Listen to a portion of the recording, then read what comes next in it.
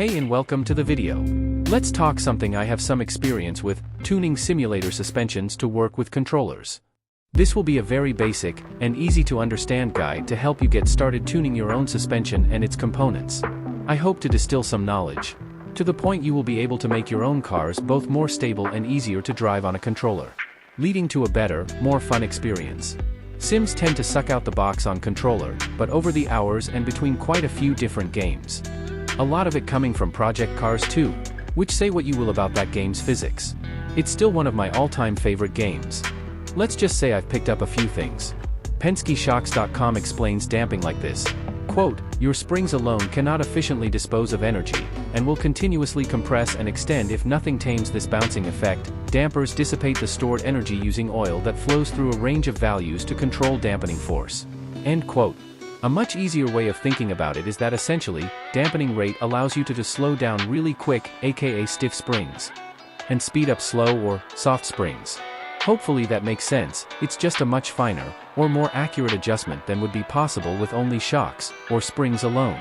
As for getting lost in the weeds on the science of it all, that's not why we're here today. We are only focusing on the numbers we have in front of us. But I wanted to at least define the terms. For most off-road applications, your spring rate and dampening rate is going to be fairly soft. This is a good thing. But for racing applications, you want a much stiffer or harder setup. Because ultimately, you want the tires to stay connected to the ground for as much time as possible, so you need it to be stiff, but at the same time you have to be able to turn quick enough to stay in a race. With all of this out of the way, let's take a look at the beautiful Civetta Centil IA.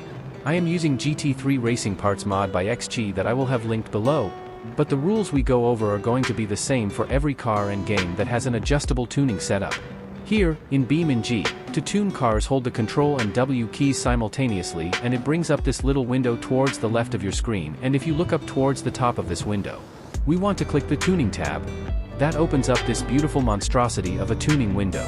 In it we can see adjustable tuning options we have for the particular vehicle you are in. For the time being we are going to ignore all the other adjustments except for our suspension tuning. Now we're going to scroll down till we get to the suspension settings, which we have right here. We can adjust the front and rear separately. There's an option for bump dampening, fast bump dampening, rebound dampening, spring rate, spring height. Now spring rate and height are fairly self-explanatory. The spring rate being the overall stiffness of the shock itself and height being of course the length of the spring.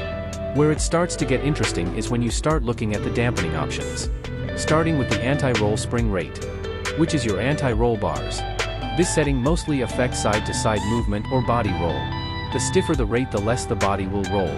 I like it fairly stiff, especially since I'm on controller. So to start off with, we're gonna crank this up some.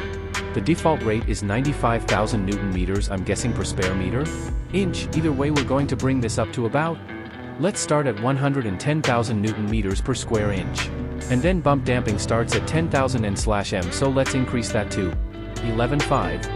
Our fast bump dampening starts fairly low at 5,000, so let's try bumping that up to around 9,300.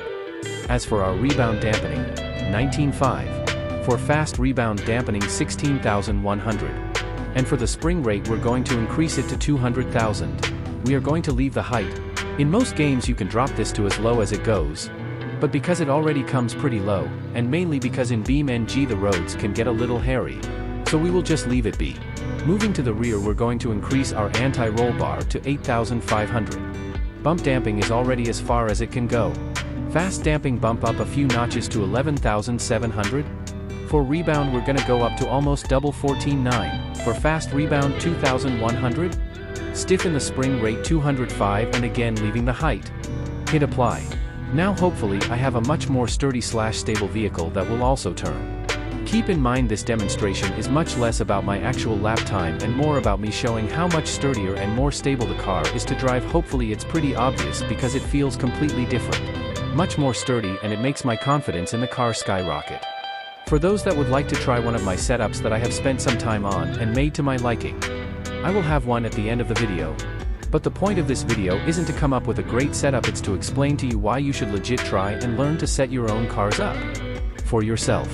The whole trick is to find that sweet spot where you feel fast and safe. You could turn all the dials all the way up and will feel very safe, but you won't be going fast, and the opposite is true for the inverse. I hope to, if nothing else, encourage you to just start playing around in the tuning window.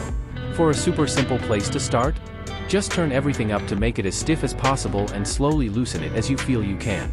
Because when you stiffen the car up it's going to get tight. Which is good for safety, not so for lap time. So I just want to say thank you for watching, and I just hope that this gives you enough confidence to start your tuning journey. It is more fun than it looks, I promise. Let me know your setup and how you like to tune your cars, and hopefully this will be a series as I break down the rest of the tuning factors.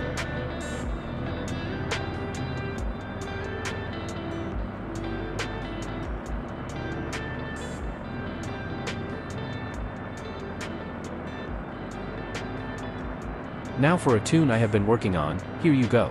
Hopefully racing will only get bigger and continue growing in this game. Thank you all for watching. I hope you got something out of this and enjoyed it.